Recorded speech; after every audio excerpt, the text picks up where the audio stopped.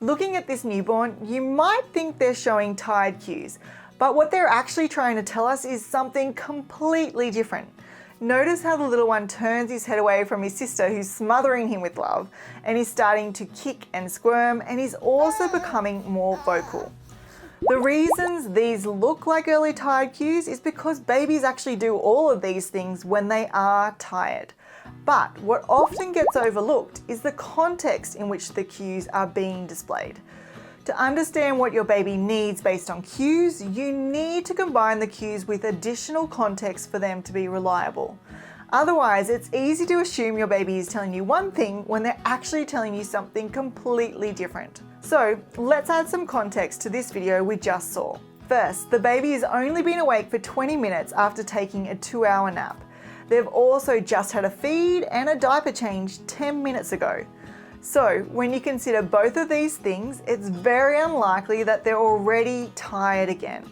And they're probably not hungry at this point either. Now that we know this, let's consider what else they could be trying to communicate based on the cues they're showing, which are turning away, squirming, and becoming vocal. As I mentioned, these can be sleep cues, but they can also be disengagement cues. When we consider the context that he has actually just woken up from a nap, had a feed, and a diaper change, it becomes clear that what he's showing are subtle disengagement cues. He's trying to communicate to his loving sister that he needs a break. Now, if you miss these early disengagement cues, your little one will progress to more obvious disengagement cues, which include arching their back, kicking or squirming, crying, or coughing. When they start showing you disengagement cues, your baby will either want one of two things. They may want you, or in this case, their sibling, to stop interacting with them. They're trying to communicate that it's a bit too much for them at the moment and they need some space, which is exactly what my daughter needed to do in this situation. Or instead of wanting to disengage completely, they may just need you to change up the activity. They may be trying to communicate that they are bored or need a different form of stimulation, which is exactly what this newborn was communicating when she was lying under the play gym. Simply putting her onto her tummy and changing the scenery by facing her into the lounge room instantly stopped the fussing. So as you can see from this example, often newborns will actually tell you exactly what they need. They do this using newborn cues, and when you know what those cues are and how to combine them with the context in which they are occurring, you can understand exactly what your newborn needs from you. That was just one example. I'm going to show you a few more ways to use your newborn's cues to understand what they need. And this will make life with a newborn much easier. Let's look at another example now. In this video, you'll notice the newborn starts to become quiet, looks away, and stares into the distance. She is actually no longer interested in looking at me, and her body has become completely still. Also, look at her blinking. Notice those blinks have become long and slow.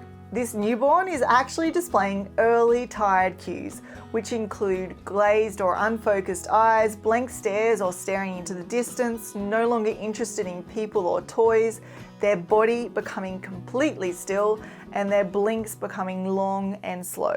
Now let's combine this with some context, because as you know, that is also really important.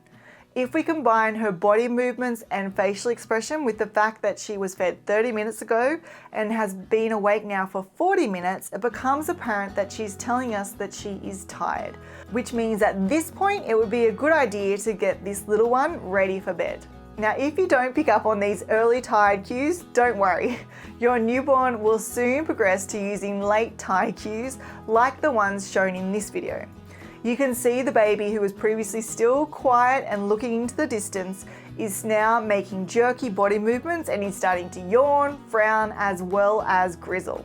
These are a progression from the early tired cues I mentioned earlier. Other obvious tired cues also include rubbing their eyes and ears and sucking their fingers.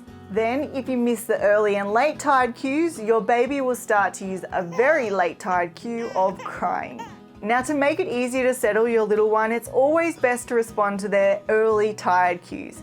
If you get to the stage where they're displaying their late or very late tired cues, you'll often need to calm them back down before helping them fall asleep. And this makes the process much more difficult. Now let's look at the next video. This video was actually taken after the little one had just woken up from a 2-hour nap. And you can see that she's opening her mouth and turning her head towards the chest, and she's starting to suck on her hands. Based on these signs, and combine that with the context, which is that she was last fed over 3 hours ago, and newborns generally feed every 2 to 4 hours, it wouldn't be surprising to hear that she is hungry. In fact, she's using early hunger cues. Now, if you miss your newborn's early hunger cues, they'll soon progress to using late hunger cues, which include crying, agitated body movements, turning red, and fussing at the breast or starting to squirm. When you see your newborn's hunger cues, ideally try to feed them before they start to cry, because once your little one starts crying, you may find that getting them to latch and feed is actually more challenging. And there are a few reasons for this. Firstly, when your baby is crying, their tongue is actually resting up against the roof of their mouth, which makes it really difficult for a nipple or a teat to enter their mouth and then for them to latch. Then, if you do miraculously manage to get them to latch, the sucking is likely to be disorganized. And finally, they may be exhausted from crying itself and therefore only end up drinking a small amount before falling asleep. Therefore, to ensure your newborn has a good feed and minimize the stress for you both, try and feed your little one when they are showing their early hunger cues. In this video, you're going to notice some very different cues to the ones we've seen in the other examples. But before we take a look, if you'd like to know exactly what milestones to expect throughout your baby's first year of life and when to expect each of them, make sure you click on the link in the description box to get your free developmental milestone chart. Looking at this next video, you can see the newborn is communicating something very different. Notice how her eyes are wide and bright, she's looking directly at the adult and her body is still. What do you think she's trying to say? She's saying, "Play with me." Now don't worry, these are really subtle signs, but as your newborn gets older, the cues they use to say "play with me" will become a lot more obvious. They will also start to smile, coo, and giggle to gain your attention or to maintain your attention. So what should you do when you see these cues? Well, you should play with them. But how exactly should you play with a newborn to promote their development? Well, make sure you check out this video next to see stimulating activities that you can do with your newborn today to ensure you help promote the development of their fine motor, gross motor, communication, and social emotional development whilst promoting a strong attachment to you. And if you've liked this video, make sure you subscribe and hit the bell so you don't miss the next one.